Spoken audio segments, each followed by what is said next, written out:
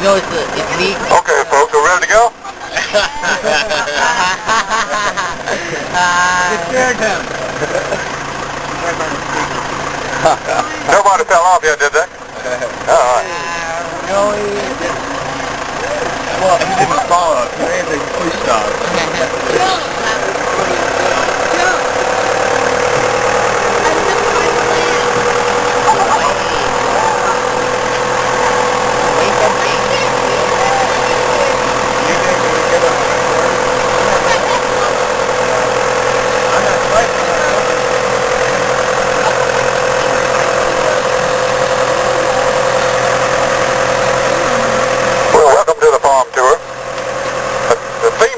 This year, of course, is the Wild Wild West. So we try to make the straw pile something to do with the theme. And we came up this week with this particular straw pile here. Does anybody know what this is? Thinking about Wild Wild West. It's a boot. That's the toe of the boot. The heel is down there where the sliding boards are, and this just goes up your leg here. Just in case you want to know what that was. Most of the young people like the straw pile better than they do the maize.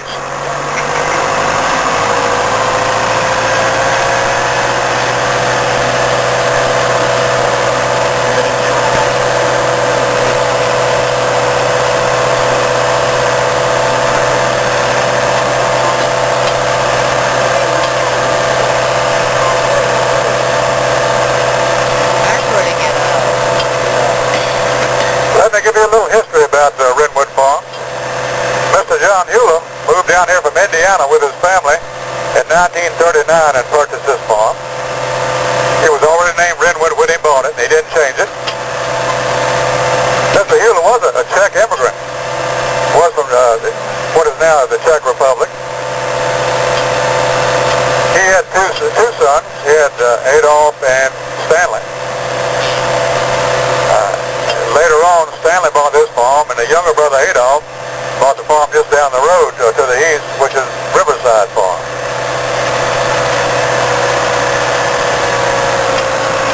When John bought this place and started cultivating, he cultivated about 620 acres, which in those days was a pretty good-sized family farm. Today we have the third and fourth generations of that same family cultivating here today. We have grown quite a bit over the years. We now cultivate about 3,700 acres, about 2,000 acres on this campus, and the rest spread among fields in James City County, New Kent, even Henrico, and other fields in Charles City. Most of them leased, and some of them we own also. You will notice on the right the poor quality of the corn crop this year. That's really poor corn there.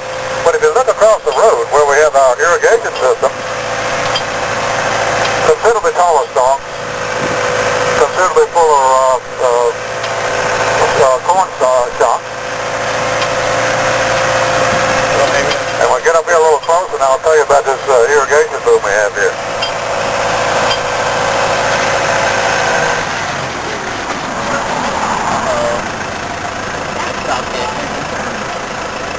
We pipe water out of the river. We'll go by those intake pipes in a few minutes.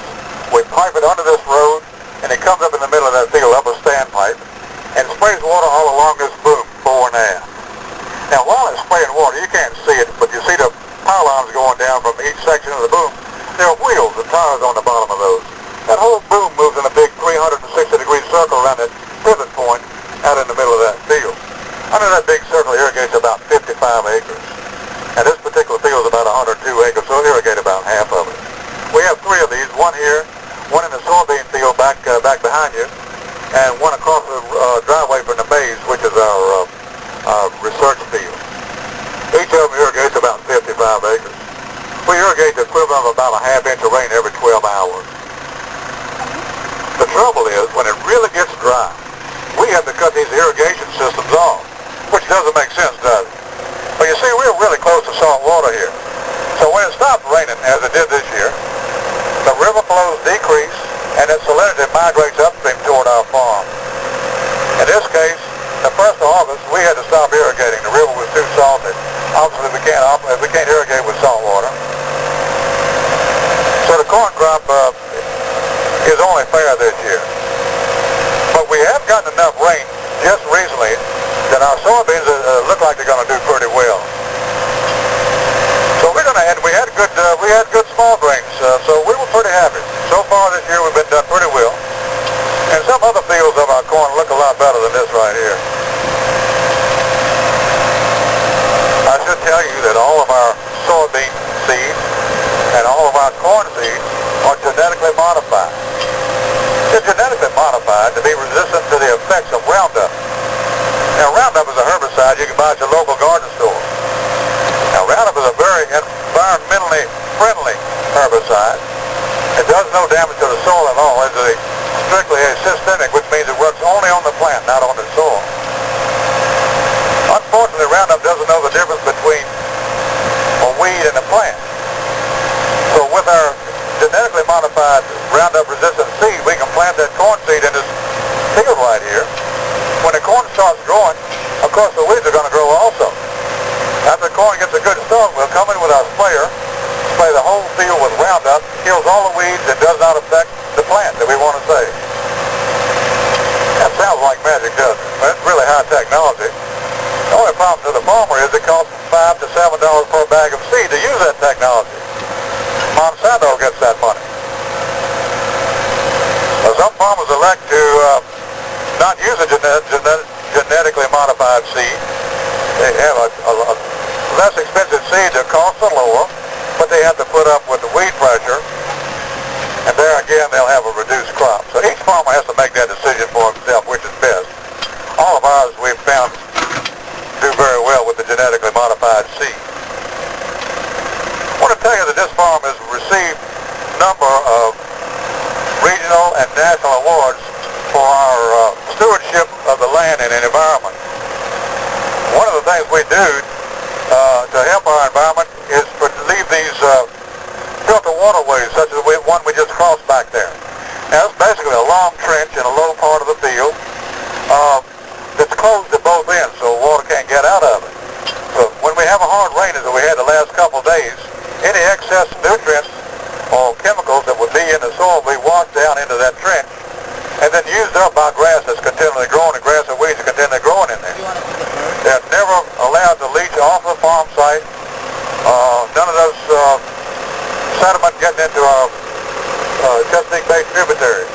Very clean thing to do. This is a cornfield, a 42-acre cornfield. Within the next 2 weeks, if we don't have any more rain, we're going to be planting barley seed right in through that vegetation into the soil. It's called no-till farming. We're a new breed farm. We're one of a group of new breed farmers that are using continuous no-till farming on our farm site. There again is a matter of the environment.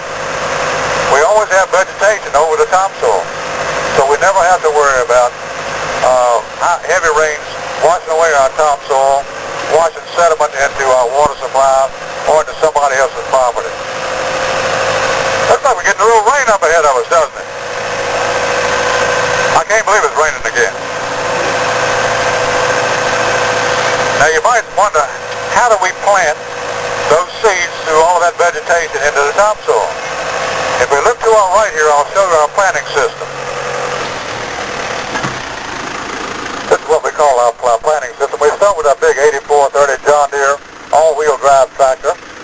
It's got air conditioning, power steering, power brakes, CD stereo. After all, the farmer's going to be sitting in there all day. He's got to be comfortable. The second unit that's hooked to the tractor is our seed hopper. Those two big yellow hoppers will hold enough seed to keep one farmer planting for 2 days. The seeds are blown out of the seed hopper by compressed air through those flexible plastic tubes into the third unit, which is the grain drill itself. With the grain drill, we have a very thin wheel that will push down through that vegetation into the soil, and then we have another wheel that drops that seed at specified intervals into the soil behind that wheel, and then we have a big wide wheel behind that that wipes over the whole thing and covers it all up. We can plant that 42-acre field back there with barley seed in about 35 minutes, planting 34 rows at a time as we go through there. We can pull out of that field in 35 minutes and you can't even tell we've been there.